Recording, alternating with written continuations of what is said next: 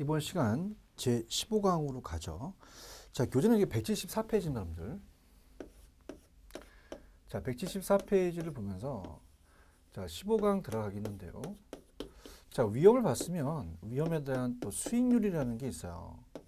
그래서 이 수익률까지 배운 다음에 위험을 관리하고 처리가 있거든요. 여기 이제 이따가 제가 잠깐 말씀을 드리고 있고, 먼저 조금 넘겨볼게요.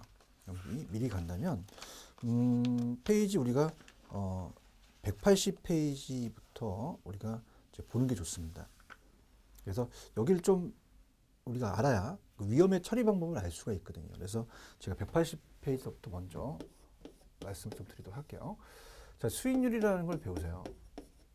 자, 수익률. 자, 수익률이라는 것은 내가 그 1억에 대한 부동산을 샀다. 그럼 이걸 이제 투하 자본, 내가 여기다가 투하했다, 자본을. 또는 투하 비용이라고 얘기도 하고요. 부동산의 가치입니다. 근데 우리가 시장 가치라는 표현을 이제 써요. 시장 가치는 시장에 나와 있는 시세를 얘기하거든요. 그래서 1억을 투자해서 순수익이 있는데, 자, 순수익이 2천만 원을 예상했다고 봐봐요. 예상한다는 자체는 기대 수익률을 얘기하거든요. 여기 기대 수익률을 얘기해요. 그럼 자, A라는 부동산을 투자했을 때 그 후에 분석하는 게 아니라 전에 분석하는 거죠. 그래서 이제 기대 수익률이라는 것이 나와요.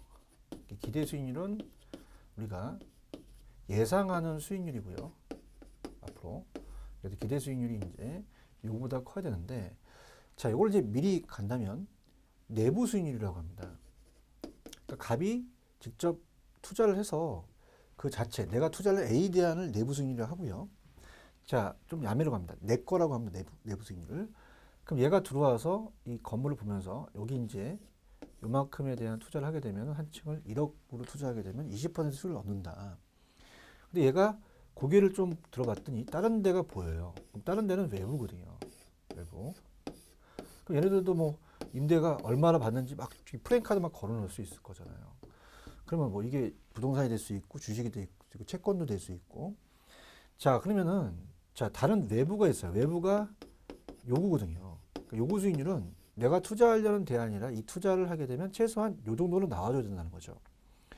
요거는 최소한에 대한 거예요. 그럼 얘가 만약에 20% 나왔는데 얘는 10%밖에 안 나와요. 그럼 최소한 이거보다 높잖아요. 얘를 투자하겠죠. 근데 얘가 30% 나옵니다. 얘는 안 하죠. 기억합니다. 자, 최소한 20% 나와주면 같으니까 얘도 투자하겠다는 얘기예요.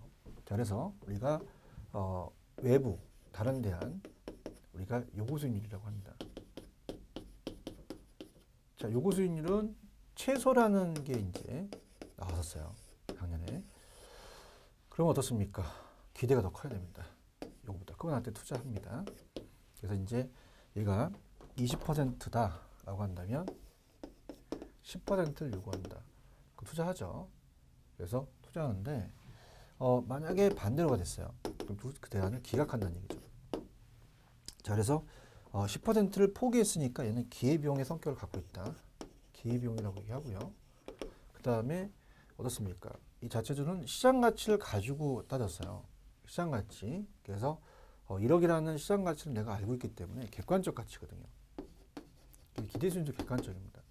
근데 요구 수익률은 개인마다 달라요. 주관적이라고 보셔야 돼요. 주관적.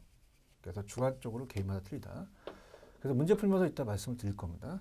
자, 그러면서 좀 편법으로 가는데, 자, 제가 이제 나중에 뭐 모의고사를 이제 우리가 더드리면서 이제 저랑 모의고사를 본다면, 모의고사 합격 점수가 누가 많이 나오는지 저랑 내기 하실래요? 왜냐면 내기를 해야 걸어야 언니 좀 공부를 하셔서 좀 붙이기입니다. 갑자기 안 하려고 하지 마시고 내기는 왜요 하셔야 돼요. 야, 내기하자. 자신감이 있죠. 내기가 크다는 얘기죠. 이렇게 암기하면 좀 어떠실까라고 합니다. 자, 그러면 어떻습니까? 자, 이건 투자하기 전이고요. 투자한 후가 있어요. 1년 후가 지나죠.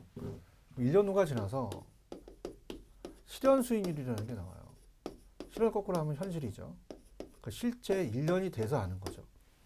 그럼 1년 후입니다. 사후적이죠. 자, 그럼 연 25% 나왔다는 것은 지금 알 수가 없어요. 얘는 투자 대안에 들어갈 수는 없습니다. 근데 20%가 25% 나왔다면 만족을 했죠. 근데 얘가 5%밖에 안 나오면은 후회를 합니다. 나중에 이제 거기에 대한 판단이죠. 그래서 가로치기 우리 시험 문제 찾는 게 나왔는데 우리가 기대할 수 있는 예상할 수 있는 게 나오면 기대 수익 찍고요. 작년에 나오는데 최소한이 나오면 요구 수익이고 자 실현이 꼭 그럼 현실이죠. 자 사후적이고 1년 후가 되는 거는 실현 수익을 찍으셔야 됩니다. 자 그래서 그렇게 해서 우리가 잡으시면 돼요. 그래서 가볼게요. 자 기대 수익률은 예상 객관적이고요. 서로부터 기대는 예상 수익과 예상 지출을 토대로 해서 투자 사업의 자체에 내재되어 있는 내부입니다. 그래서 이제 그거를 구하는 것이 밑에 계산이 있는데 이건 좀 나중에 미루도록 하겠습니다. 그다음에 오른쪽에 가시면은 요구 수익률이에요. 자, 요구 수익률은 제가 투자 위험에 때문에 투자가 대상 부동산에 자본을 투자하기 위해서 충족할 때는 최소죠. 최대가 아닙니다. 최소다. 최소 요만큼 나와야 된다는 거죠. 최대가 아니라는 거. 그다음에 제가 요구 수익률은 어떤 걸 투자했을 때 포기할 수 있는 기회비용이라고 얘기했죠. 그래서 밑에 위험과 수익의 상세 관계는 좀 이따 해드리고 넘기시면 실현입니다. 자, 실현 수익률은 투자가 이루어진 한 후죠. 현실적이고 그 다음에 사후적이고 이 투자 의사결정에 직접적인 관계는 없다는 얘기죠. 그래서 그렇게 잡으시고요. 그 다음에 이제 투자 가치와 시장 가치라는 게 있죠. 그 다음에 제가 요구 수익률은 주관적이라는 것은 이따가 문제를 풀면서 말씀을 더 드릴 거고요. 자, 갑니다. 투자 가치와 시장 가치라는 것도 예전에는 이제 출제가 좀 됐었는데요. 자, 우리 시장 가치라는 것은 시세입니다. 시장에 나와 있는 가치죠. 시장 가치는 우리가 다 알아요.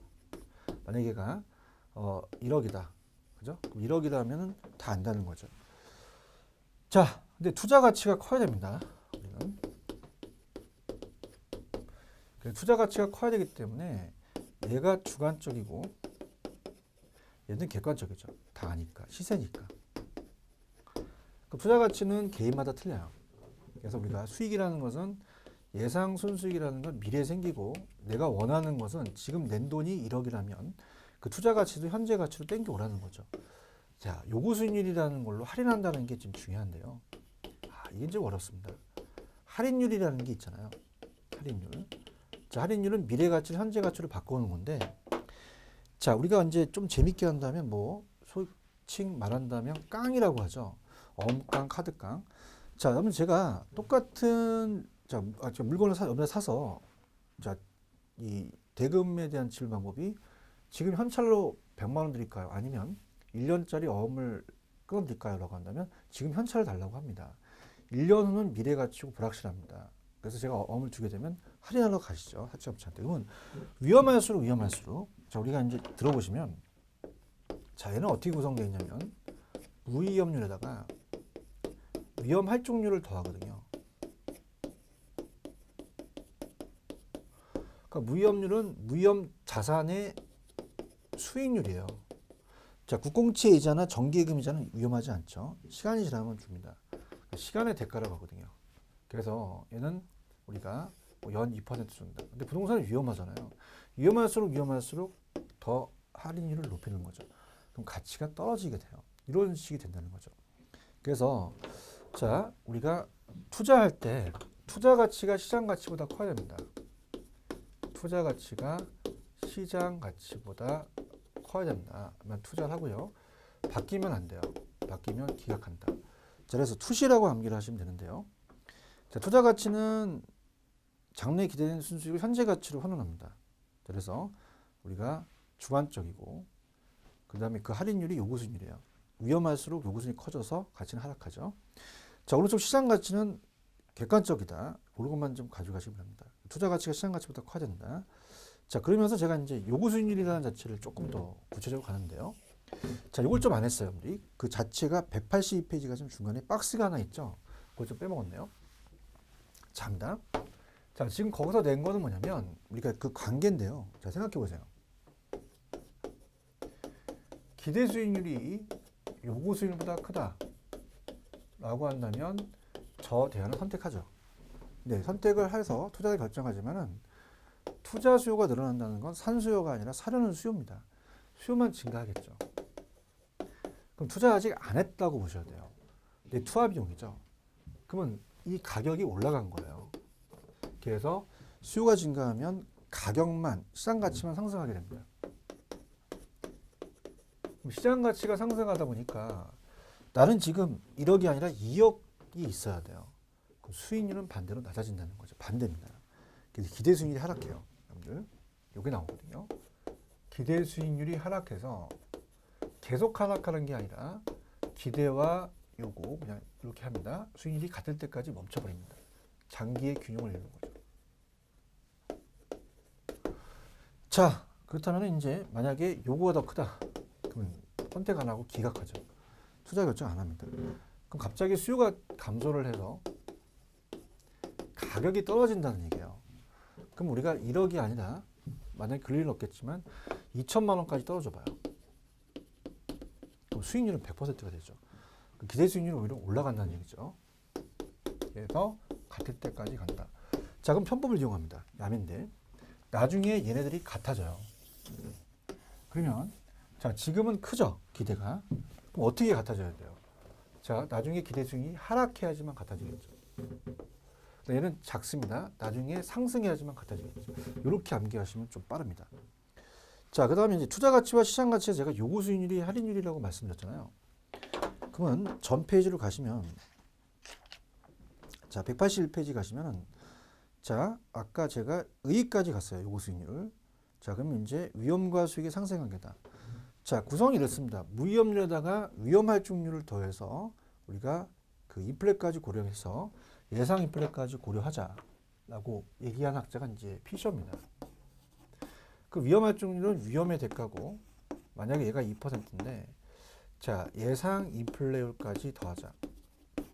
예상 인플레는 위험하거든요. 인플레에 대한 예상 인플레에 대한 할증률입니다. 그럼 얘가 2%까지 하면 6%가 되거든요. 자, 그럼 피셔 효과라고 얘기하는데 이거를 어빈 피셔가 이제 얘기해서 자, 피셔 효과는 이제 다음 페이지 잠깐 볼까요? 다음 페이지 보시면은 제가 그 피셔 효과라고 돼 있어요. 예상된 인플레까지 반영하자. 그 피셔라는 어빈 피셔라는 학자는 1930년도 미국의 이제 그 학자였는데 1930년 미국의 대공황이 발생합니다. 인플레가 굉장히 심해요. 투자는 장기 투자할 때 인플레를 고려하자는 얘기거든요. 자, 그렇다면 이제 갈게요. 전 페이지 가시면 이제 다 왔습니다. 자, 어떻습니까? 그러면 우리가 무위험률은 시간의 대가로서 거기 보시면은 이제 그 두 가지입니다. 무위험률은 시간에 대한 대가, 기회비용이니까 전체 요구순위, 이 시간에 대한 비용, 위험할증률은 위험에 대한 비용이죠. 그럼 어떻습니까? 밑에 결국은 이제 그 무위험률과 위험할증률을 조정해서 위험조정 할인율이라고 얘기하거든요. 그래서 이따 나올 거예요, 이게.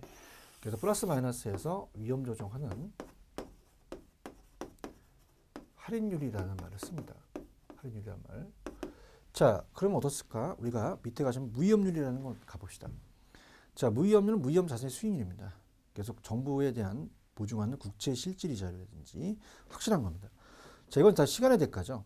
시간에 대한 비용 순수 비율이고 무위험률 모든 투자자들이 기본적으로 요구하는 것이기 때문에 최저 수익률을 얘기하고 무위험률이 2%라는 자체는 일반 이전 시점에서 투자자 입장에서 같은 거죠. 그렇기 때문에 일반 경제 상황과 관련이 되는 거지 투자자와는 전혀 상관이 없습니다. 무위험률을 주겠죠. 그럼 투자자에 영향을 주는 건 위험 할증률이에요. 위험 대가, 위험 보상률이죠. 그래서 요것은 개인이 피할 수 없는 위험. 자, 갑니다. 자, 여기서에 대한 위험은 피할 수 없다는 얘기죠. 자, 이걸 나중에 이제 포트폴리오에서 체계적 위험이라고 얘기를 합니다. 자, 어떻습니까? 자, 2%를 더한 거는 자, 어때요? 이 피할 수 없다는 겁니다. 자, 감수해야 된다는 거죠. 더 수익이 더 나와달라는 얘기예요. 피할 수 없는 위험이 체계적 위험이 요구순위에 반영된다는 게 나왔었거든요. 그럼 아울러 상승하겠죠. 그래서 위험에 대한 대가, 위험할증률이 또 보고요. 자, 위험할증률은 일반 경제사항과 관련되는 게 아니라 투자자에 따라서 달라져요. 투자자가 투자하고자 하는 개별 사업에 내포되어 있는 위험에 대한 비용, 투자자의 성향에 따라서 반영되는 거죠. 그래서 주관적이라는 얘기죠.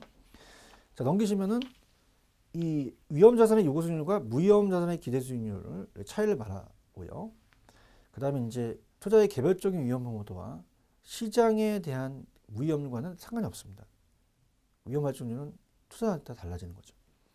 그렇게 보신다면, 자, 이제 앞쪽으로 넘겨오시면 이제 그 내용들이 이제 살펴볼 수 있습니다. 제가 조금 잠깐 끊었던 것은, 자, 교재로 가시면 앞쪽에 왜 처음 스타트를 제가 15강은 우리 교재에 그 174페이지부터 한다고 말씀을 드렸잖아요.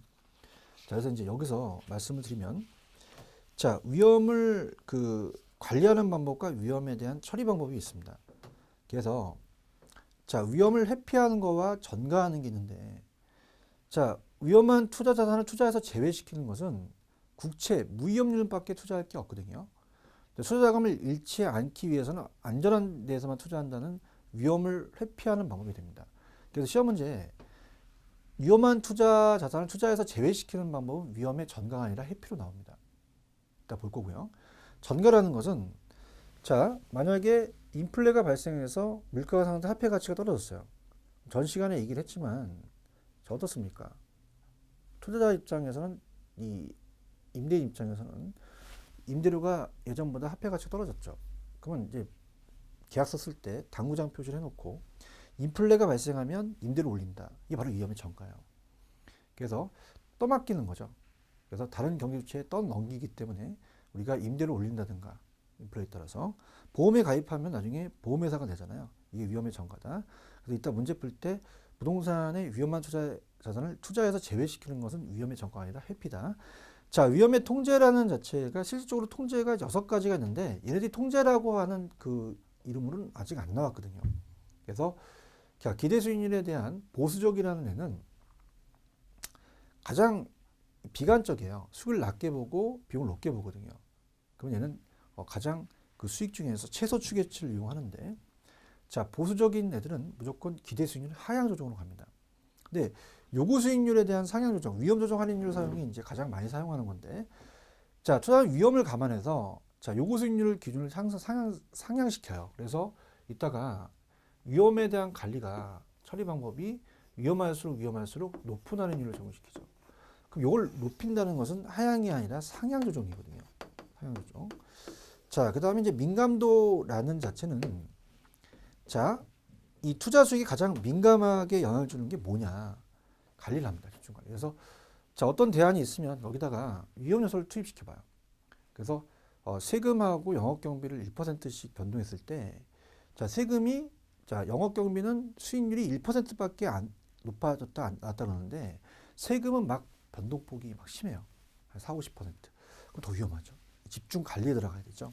그래서 우리가 민감도가 클수록 더 위험하다 보니까 그 수익이 더 우리가 그 위험을 더 통제하는 방법인데, 민감도도 아직 통제라는 것은 안 나오고 정의만 나왔었거든요. 그래서 문제를 풀면서 좀 확인 학습을 해볼게요. 자, 넘겨봅니다. 자, 이건 이제 문제를 풀면서 먼저 가셔야 돼요.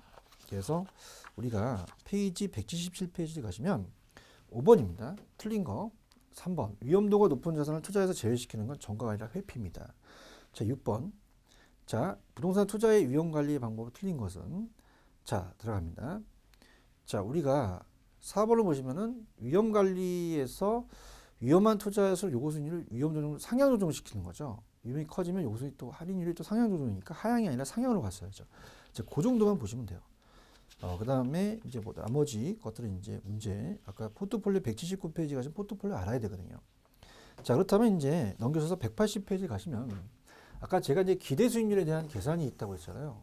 그래서 180페이지로 다시 가셔서 이 기대 수익률의 계산 방식이 출제 가능성이 큽니다. 자, 그래서 별표를 한 3개 정도 쳐놓으세요.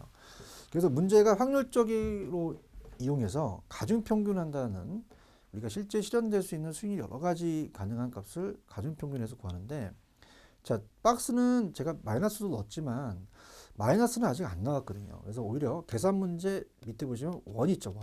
원 위주로 가져와야 돼요. 2는 예전에 한번 나왔었는데, 자, 1억을 투자해서 기간 내 순수이익이 소득이득이 우리가 임대료예요. 그럼 1억에 2천만 원은 20%거든요. 근데 처분해서 9천이 됐다는 것은 1억에서 1천만 원만큼 까졌어. 그럼 1억에서 1천만 원만큼 마이너스 10%잖아. 그럼 운영과 처분을 봤을 때 종합적으로 봤을 때는 10%밖에 안 난 거죠. 2천에서 1천을 빼는 1,000이니까. 참고하시고, 자, 요 계산 문제는 풀어드릴게요. 제가 냈지만 굉장히 중요합니다. 자, 이벤트란 사상이라는 게 있어요. 경우의 수. 그래서 자, 우리가 불황이 있고요. 그 다음에 보통이 있고. 계산 문제는 요거로 이제 조금 제가 해드릴게요. 기출문제, 계산 문제까지 하면 진도가 잘 안 빠집니다. 자, 호황이 있습니다. 자, 순소득이라는 자체는 나중에 이제 동영상을 돌려보시면 뒤쪽에서 현금 수지에서 순소득, 순영업소득이 순임대료예요. 순수 받는 그 순영업소득이 다 다르죠. 자, 이게 수익률로 나올 수도 있습니다. 아예. 그래서 뭐 예를 들어서 뭐 10억을 투자했는데 1억이다. 그럼 10%가 되죠. 그래서 1억, 2억 2천, 만 원 뺄게요. 3억이 있죠. 확률이라는 게 있어요. 자, 동률이 앞면 나누기가 뒷면 나누기가 50대 50이잖아요. 30, 50, 20이 다 합치면 100이죠. 30, 자, 50, 20입니다. 자, 그럼 얘가 출제 빈도가 더 높은데 탄소평균이 아니라 가중평균이에요. 가중평균은 자, 곱해서 더한다. 곱합니다. 더합니다. 자, 그러면 우리가 이 밑에 해설이 있지만 자, 이거 소수점으로 고치는 게 좋아요. 0.3이 되니까 3천만 원이 되겠고 자, 2억 2천의 반은 어떻게 돼요? 우리가 1억 1천이 되겠죠. 3억이 20%니까 6천이 됩니다. 그러면 요거는 어떻습니까? 합치면은 2억이 된다는 거. 이게 바로 기대소득이에요. 거기서 만약에 10억을 투자했잖아요. 그럼 10억을 투자했으면 기대수익률이 20%가 나는 거죠. 그럼 제가 기대수익률이라는 자체를 구하는 거는 별표 3개 쳤고요. 요구수익률이라는 게 있습니다. 요구수익률은 주관적이거든요. 그러면 우리가 밑에 가시면은 갑이 요구하는 건 15고요. 을이 요구하는 것은 우리가 25%예요. 갑들은 충분히 만족해 선택하는데 얘는 기각하는 거죠. 그래서 갑은 선택, 을은 기각 이렇게까지 가셔야 됩니다. 됐습니다. 그럼 완벽하고요. 자, 그다음에 이제 조금 우리가 이 184페이지 가시면 3번에 표준 편차라는 게 계산 문제가 나왔죠. 그래서 한번 논란이 돼서 이게 잘못 나와서 제가 변형을 시켰는데 이거 나중에 제가 다시 한번 분산 표준 편차는 이 계산 문제로 제가 기출 문제 해드릴게요. 근데 지금은 여기까지 가지 마시고 기대 수익률만 구하는 것만 확실히 가십시오. 그래서 자, 오른쪽에 이제 부동산 투자의 위험과 수익의 측정 및 분석이라는 게 있잖아요. 자, 그럼 우리가 수익과 위험을 분석을 해야 됩니다. 분석을. 자, 그래서 이제 일단은 용어 정리를 한번 가볼게요. 자, 수치화시켜서 우리가 계산을 해보자는 겁니다.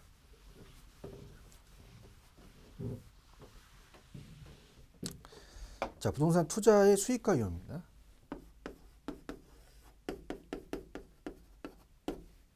투자의 수익과 위험. 자, 그럼 용어 정리로 가는데 수익은 장래생계죠. 장래는 확실히 불확실합니다. 불확실성이 내포되어 있죠. 그 다음에 이제 장래는 기대치로 가요. 기대치, 기대가. 자, 우리가 이제 좀 전에 여기서 가중평균에서 2억을 구했잖아요. 10억을 투자해서 우리가 20% 나온 게 기대 수익률이 됩니다. 그러면 기대치에서 실현된 값이 너무 변동 가능성이 크면 위험하죠. 변동 가능성을 위험이라고 해요. 자, 그래서 우리가 그 기대치를 구할 때 아까 가중평균했습니다. 그러니까 평균이라는 단어는 수익을 얘기를 해요. 물론 기대 수익률도 마찬가지지만 그렇지만 이제 그 변동 가능성이라는 것은 어때요? 그 평균에서 너무 벗어나면 위험하다는 겁니다. 그걸 나타내는 게 표준 편차예요. 그 표준 편차의 계산은 아직 잡지 마십시오. 자, 나중에 제가 해드리고요. 이걸 제곱한 게 분산이거든요. 그럼 우리가 용어 정리로 표준 편차는 분산을 얘기하고 위험을 얘기하고 평균은 수익이거든요. 그럼 제가 하라는 대로 적으시는데 자, 거기 평균 분산이라는 게 있어요. 평균 분산 결정법. 자, 평균은 수익이라고 적어 놓으시고요. 분산은 위험이라고 적어 놓으십시오. 결정법이라고도 하고 지배의 원리라고 얘기합니다. 자, 그래서 요거는 위험이다. 자, 그럼 이 밑에 분산과 기대치라는 두 요인. 그래서 이번에 수익성은 기대치, 기대수익률, 위험은 분산과 표준편차라고 되어 있어요. 자, 그러면은 자, 우리가 밑에 기대 수익률이 수익이고 표준 편차가 위험이거든요. 그러면 수익 같으면 위험이 낮은 거, 위험이 같으면 수익이 높은 거 선택하거든요. 자, 그럼 A와 C를 볼게요. A와 C는 수익률이 같은데 표준 편차는 A가 더 낮아요. 그럼 A가 C를 지배합니다. 그죠? 그 다음 B와 D를 보시면 B와 D는 표준 편차가 같은데 위험이 B가 수익도 커요. 그럼 B가 D를 지배해요. 그러면 결론적으로는 2번에 가시면 박스에 A와 B가 선택되거든요. 그럼 어느 것을 선택한다는 것은 결론을 내릴 수는 없어요. 평균분산결정법에. 그래서 위험 회피 성향이 강하면 보수적일수록 수익률이 다소 낮더라도 상대적으로 위험이 낮은 A를 선택하겠고, 자, 회피 성향이 약한 공격적인 투자자는 어느 정도 위험이까지는 감수해야 되니까 기대 수익이 높은 B를 선택한다. 이렇게 가는 거죠. 자, 그래서 나타나는 게 변이계수입니다. 자, 왜냐하면 두 가지가 만약에, 자, 지금 우리가 A와 B를 봤을 때, 합니다. A 부동산과 B를 봤을 때 그대로 시험에서 떴는데요. 자, 기대 수익률은 수익이에요. 당연히 수익이 들어가니까요. 그 다음에 우리가 표준 편차나 분산이 위험이거든요. 자, 그럼 이 두 가지를 한번 생각해 볼게요. 만약에 자, A와 B가 얘가 10%, 10%다. 수익률이 같다면 절대적 지표로 사용하는 게 표준 편차와 분산이거든요. 그럼 당연히 얘가 5%고 얘가 12%는 A가 B를 지배합니다. 근데 얘가 수익도 높다는 거죠. 그럼 어떤 걸 선택한다는 것은 투자자의 성향에 따라서 얘는 낮은 수익, 낮은 위험이니까 보수적이고 높은 수익, 높은 위험이니까 공격적이라는 겁니다. 그렇다면 선택이 불가능하죠. 그래서 나온 게 변이계수라는 얘기입니다. 그러니까 변이계수는 상대적인 걸 보는 거죠. 상대적인 거. 그럼 어떨까? 상대적으로 해서 변이계수도 위험이 지적하니까 낮은 걸 선택하는 게 중요하죠. 낮은 걸. 자, 합니다. 그러면 우리가 변이계수도 하나의 상대적인 위험을 나타낸다. 그럼 낮아야 되더라. 그럼 알고 싶은 게 위험이니까 올라가죠. 표준 편차를 올립니다. 표준 편차를 올리고 기대수를 낮추는 거죠. 그럼 표준 편차가 위험이죠. 위험이고, 자, 기대 수익률이 있어요. 기대 수익률이 수익입니다. 그러면 상대적인 특징을 본다는 얘기예요. 그 밑에 해설해 보시면, 자, A와 B에 대한 변이계수 바로 가겠습니다. 자, 제가 계산을 해놨으니까, 자, A는 표준 편차가 5고요. 그냥 숫자만 적을게요. 기대 수익이 10이죠. 그럼 0.5가 나오고, 자, B는 표준 편차가 10이고요. 그 다음에 얘가 20이니까 우리가 0.6이 나오죠. A가 좋다는 얘기입니다. 상대적으로 측정해서 판단하는 게 변이계수라는 얘기죠. 자, 그 다음에 나온 게 이제 포트폴리오예요. 자, 포트폴리오는 이제 제가 그 효율적 전선이라는 것은 그 188페이지 효율적 전선이 효율적 프론티어가 나타나는 게 바로 이제 평균분산 결정법에 오류가 생겼기 때문에 결정을 한 거거든요. 그래서 이 두 가지 투자하는 게 아니라 분산 투자한다라는 건데, 자, 여러분 이제 그 왔다 갔다 하면 좀 힘드니까 지금 15강에서는 186페이지 차례대로 갈게요. 그게 나을 것 같아요.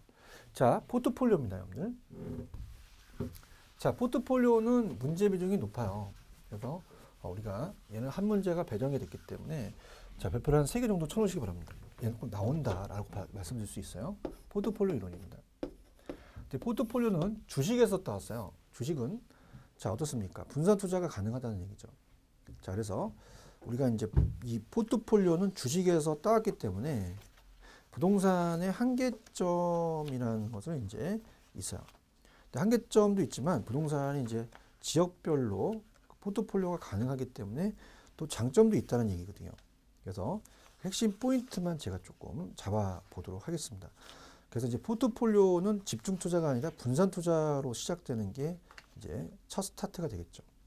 분산 투자를 해서 어떻습니까? 그 내용을 이제 본다면, 자, 주식을 생각하셔야 돼요. 포트폴리오는 주식에서 따왔거든요. 자, 내용을 본다면, 자, 갑돌이가 지금 A, B, C, D 네 자산에 분산 투자했대요.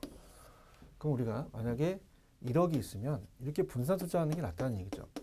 왜냐하면 자, A에 딸 수 있지만 읽으면 거의 휴지 조각이 되거든요. 이 주식이. 그러면 여기서 딴 걸 여기서 커버할 수가 있고 여기서 딴 걸 여기서 커버할 수가 있거든요. 그래서 제일 먼저 여기 생각하실 때 집중이 아니라 무조건 분산입니다. 분산 투자해야 되죠. 그럼 분산 효과를 크게 해야 된다는 겁니다. 크게. 자, 그럼 분산 효과를 크게 하려면 첫 번째는 구성 자산수를 많게 해야 돼요. 내가 투자하려는. 자, 많게 된다. 자, 여름철에 휴가를 가지게 되면은 100만 원짜리 수표를 한 장을 짱 박습니다. 그죠? 그러면 도둑놈들은 시간적 제약이 있어요. 지금 3시면은 한 5시에 퇴근하죠. 자, 그럼 이걸 나눠서 분리시켜야 돼요. 10만 원짜리 10장을 분리시켜서 나누게 되면 훔쳐가는 게 적죠. 근데 만 원짜리를 100장 깠습니다. 그러면서 2만 원 훔쳐가면서 아이 들어오는 놈 그러죠. 구성수가 많을수록 좋아요. 근데 이것이 앞쪽에서 왜 요구순위의 체계적이라는 게 있었잖아요. 요구순위에선 체계적이라는 건 피할 수 없는 위험이 감소해야 되는 거. 근데 여기는 두 번째는 비체계적 위험을 줄여준다고 하셔야 돼요. 이제 가장 여기가 포트폴리오에서 가장 힘든 건데 비체계적 위험. 자, 그러면 어떻습니까? 만약에 전체 주가가 다 떨어집니다. 그래서 모든 자산에 오는 시장 전체에서 오는 것은 피할 수가 없어요. 피할 수 없는 걸 우리가 체계적 위험이라고 하거든요. 근데 자, 조류독감이 언제 문제였죠. 그래서 D 주식회사 하림이라는 당 만드는 곳이 있어요. 그럼 조류독감이 터지면 이 주가는 떨어지는데, 자, 이건 개별 자산에 온 거죠. 떨어지는데 얘가 분산 효과를 크게 해서 돼지고기, 소고기 만들 때 투자했으면 이건 줄였습니다. 자, 이거는 피할 수 있는 위험이에요. 비체계적이라고 하거든요. 비체계적이다. 자, 그러면 총위험은 두 가지 위험이 있습니다. 총위험은 체계적과 비체계적이 있거든요. 총위험은 체계적 위험과 비체계적 위험이 있더라. 그럼 체계적은 모든 자산에 오기 때문에 피할 수 없습니다. 근데 비체계적은 개별 자산에 오기 때문에 피할 수 있죠. 자, 이게 엄청 헷갈려요. 그래서 좀 재밌게 가겠는데, 체계적은 그물이 촘촘히 있다고 생각해 보세요. 그러면 체계적 그물이죠. 저기에 물고기라면 피할 수가 없습니다. 피할 수가 없어서, 자, 우리가 마른 물고기나 뚱뚱한 물고기나 다 피할 수 없다는 거죠. 근데 비체계적은 그물이 듬성듬성 돼 있어요. 그러면 우리가 어떻게 돼요? 좀 뚱뚱한 물고기도 피할 수 있죠. 마른 물고기나. 그러면 체계적은 그물이 촘촘히 돼 있으니까 피할 수 없다. 비체계적은 듬성듬성 피할 수 있다. 이렇게 잡으면 조금 수월하게 갑니다. 그 다음에 자, 우리가 포트폴리오로 제거가 가능한 위험 뭐니? 자, 그럼 어떻게 됩니까? 우리가 포트폴리오는 체계적 위험을 제거 못 시킵니다. 비체계적 위험을 제거시켜요. 그래서 재밌게 비계 제거로 가보세요. 저를 포함해서 옆구리 살을 만지면 비계가 쌓이죠. 그럼 비계를 제거시켜야 된다. 그렇게 합니다. 자, 상관계술 가기 전에 여기까지만 볼게요. 자, 그래서 포트폴리오 이론에 의해 가시면 밑줄. 불확실한 걸 제거시키기 위해서 집중이 아니라 분산이죠. 그 다음, 자, 이것은 이제 기대순위 분포가 서로 달라야 돼요. 그러니까 돼지고기가 있으면 닭고기면 서로 달라야 되는 것을 상관계수에서 말씀을 드리겠고요. 그럼 리을에 보시면 미리 가겠지만 이 포트폴리오는 부동산 자체가 단기에는 현금화가 안 됩니다. 현금화가 되는 건 단기에는 우리가 주식이 많기 때문에 주식은 단기간에 이 포트폴리오 할 수 있는데 장기간에서 안 되지만 미리 가겠지만 부동성과 개별성에 의해서 지역별 위험이 다르거든요. 다양한 포트폴리오로 선택할 수 있다. 그 다음에 이제 포트폴리오는 체계적과 비체계적이 있잖아요. 그래서 아까 이것에 제거할 수 있는 거는 비계를 제거하죠. 그래서 자, 오른쪽에 보시면은 체계적과 비체계적 위험이라는 게 있습니다. 체계적은 금리 촘촘히 돼 있죠. 피할 수 없죠. 그 때문에 인플레이션이나 이자율 변화, 인플레이션 심하다든가 이자가 올라가다든가 여러 투자자한테 공통적으로 영향을 주는 거예요. 그래서 이거는 제거할 수가 없죠. 체계를 제거시키지 못하죠. 비계를 제거시킵니다. 자, 체계는 밑에 가지만 어떻게 돼요? 일반 이 시장 상황과 관련되기 때문에 전체적인 거기 때문에 어때요? 제거할 수가 없고 비체계적을 제거시킬 수 있죠. 비체계적은 피할 수 있죠. 동일한 위험에서 여러 가지 우리가 어떻습니까?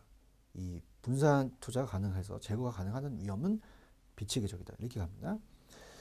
그러면 포트폴리오에서 중요한 건 비체계적 위험이 중요하겠죠. 그 다음에 포트폴리오의 효과를 보게 되면 자 어떻습니까? 가장 중요한 것은 니은번 비체계적 위험이 상쇄되는 거지 체계적이 상쇄되는 거 아니죠. 비체계적 항상 줄이고요. 그 다음에 디귿. 자 우리가 포트폴리오에 편입되는 투자한의 수를 늘릴수록 비체계적 위험이 많아져서 그 위험은 감소되는 효과를 나타낸다 이렇게 보시고요. 자 상관계수라는 것은 자 이 수익률에 대한 상관관계를 보다 분명하게 측정하는 어떤 계수예요. 두 자산의 수익률의 움직임 방향 크기입니다.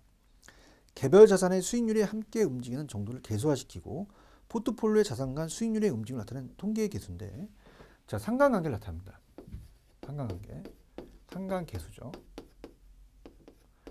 자 그래서 어떻습니까? 상관이 적어야 된다는 얘기죠.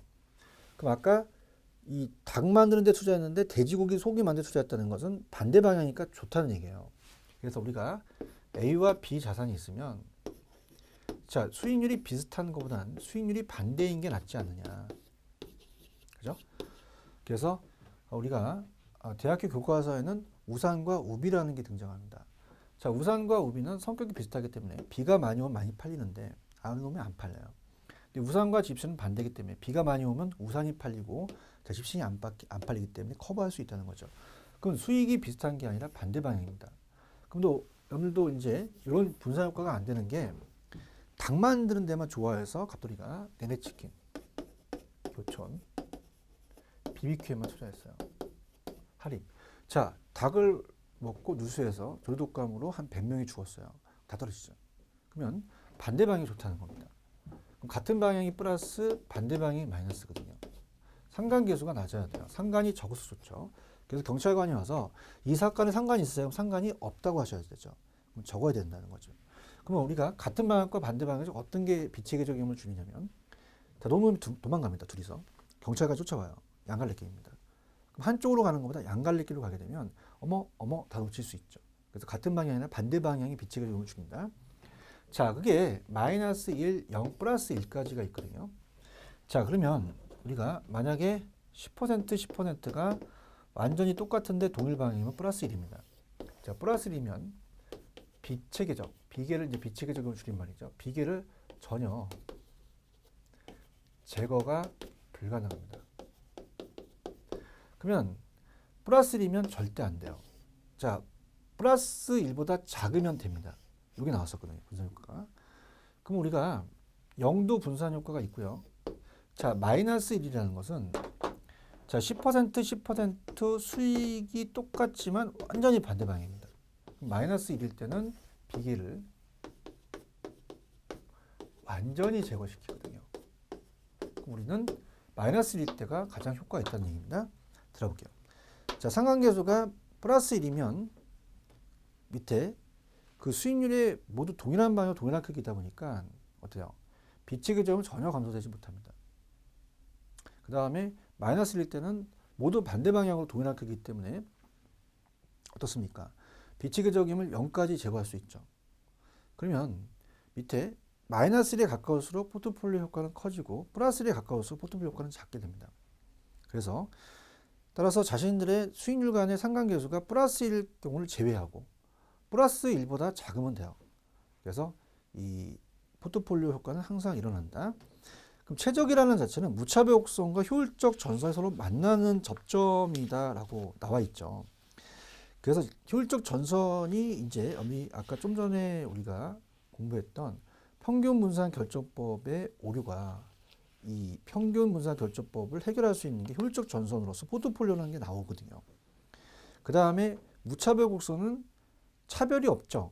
다 좋아한다는 겁니다. 어느 쪽에서 점을 찍어도 우리가 다 좋아한다는 그 효용에 대한 것을 투자자에 대한 위험의 태도를 나타내는 무차별 곡선이에요.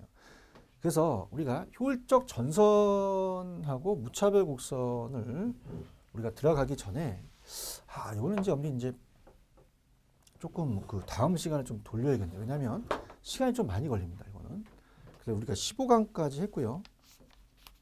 이 16강에 돌려야 될 것 같은데 좀 시간이 남으면 해드리는데 일단 문제를 한번 보고 갈게요. 자, 그래서 일단은 교재로 가시면 자 문제를 볼게요. 그래서 페이지 190페이지로 가시면 2번 문제입니다. 부동산 투자 의사결정의 설명도 틀린 것은 자 1번 투자 대안별 수익률 변동이 유사한 추세를 보일 때 분산 투자하는 것이 좋다? 반대 방향이 좋죠. 동일한 방향이면 효과 없어요. 그래서 반대 방향으로 있는 게 좋다. 유사한 게 아니라. 그 다음에 4번을 가시면은 틀린 거 4번 자 어떤 걸 상쇄시켜요? 분산 투자를 통해서 비체계적 위험이 상쇄되는 것이지 체계적 위험은 안 됩니다. 제거가. 그래서 비계 제거죠. 그 다음에 넘겨보시면은 자 페이지 우리가 193페이지로 가시면 8번입니다. 틀린 거. 자 체계적은 피할 수 없죠. 피할 수 있다라는 게 틀렸네요.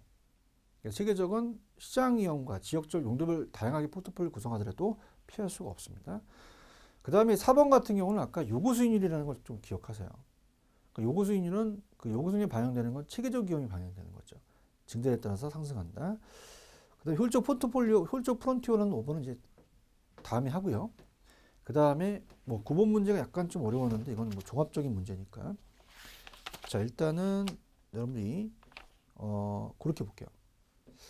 그래서 우리가 10번 같은 경우도 이제 본다면 포트폴리오 이론에 따른 부동산 투자의 포트폴리오 분석에 관한 설명이다. 옳은 것은 자 인플레이션의 경기 변동 등은 체계적입니다. 피할 수 없죠. 그럼 제거가 불가능하죠. 체계를 제거하는 게 아니라 비계 제거한다 그랬죠. 투자 자산의 이제 그 상관계수가 1보다 작은 경우 아까 1일 때는 분산 효과가 없었어요. 근데 1보다 작으면 분산 효과가 있습니다. 포트폴리오 구성을 통한 위험 절감 효과가 나타나지 않는 게 아니라 나타난다고 하셔야 되고요. 그 다음에 두 개에 대한 투자의 수익률이 서로 다른 방향으로 움직인다면 자 다른 방향이면 마이너스죠.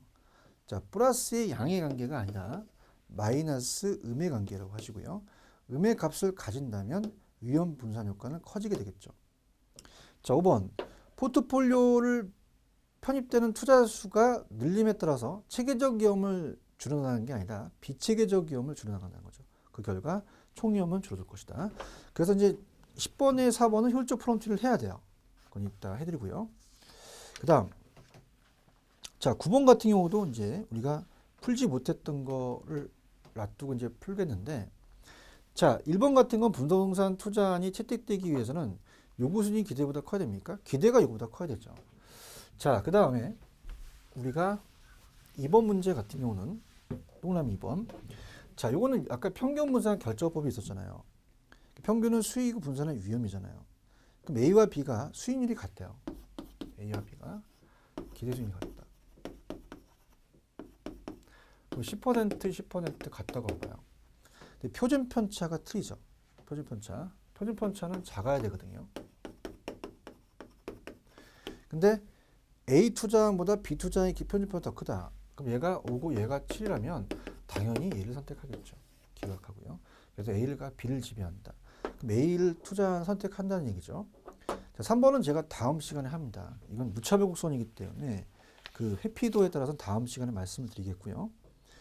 자, 투자의 위험과 수익률을 봤을 때 위험이 클수록 수익도 크거든요. 같은 방향은 플러스예요. 플러스. 그래서 마이너스에 대한 그 부의 상관관계가 아니라 플러스 같이 움직이니까. 그 다음에 앞쪽에서 왜 요구 수익률은 무위험률 플러스 위험할증이나 예상 인플레를 더했잖아요. 그 무위험률은 시장 경제 상황에 따라 바뀔 수가 있어요. 지금 2%인데 만약에 3%로 올랐다? 그럼 당연히 요구 수익률도 상승하겠죠. 이렇게 해서 정리해 주시기 바랍니다. 그래서 우리가 다음 시간에는 이제 요거 10번에 4번하고 그 다음에 9번에 이제 그 3번 요거 3번을 제가 다음 시간에 풀어 드릴 거예요. 그 다음에 이제 190페이지 가시면 3번 문제. 3번 문제도 이것도 이 효율적 전선이라는 걸 알아야 되거든요. 그래서 우리가 그 다음 시간에 페이지 188페이지를 보시면 효율적 전선 프론티어라는 게 있습니다. 자, 요게 작년에도 나왔어요. 작년에도. 그래서 우리 이제 다음 시간에 공부를 할 거지만은 앞서서 우리가 그 페이지 가시면은 전 페이지 있었죠. 그래서 좀 체크를 해주세요. 다음 시간에 또 공부를 하셔야 되니까. 그래서 전에 보시게 되면은 우리가 이제 그 위험에 대해서 공부했던 부분이 있었어요. 자, 페이지를 제가 적어드릴게요. 교재 179페이지입니다. 179페이지 문제도 같이 풀어야 돼요. 그러니까 여기는 이제 효율적 전선과 무차별 곡선이라는 자체가 같이 나와가야 되니까 거기서 문제를 풀어드리도록 할게요. 자, 그럼 15강 했고요. 이제 페이지 옆 교재로 가시면은 아까 우리 188페이지 16강은 다음 시간에 좀 해도록 하겠습니다. 좀만 쉬었다 가시죠.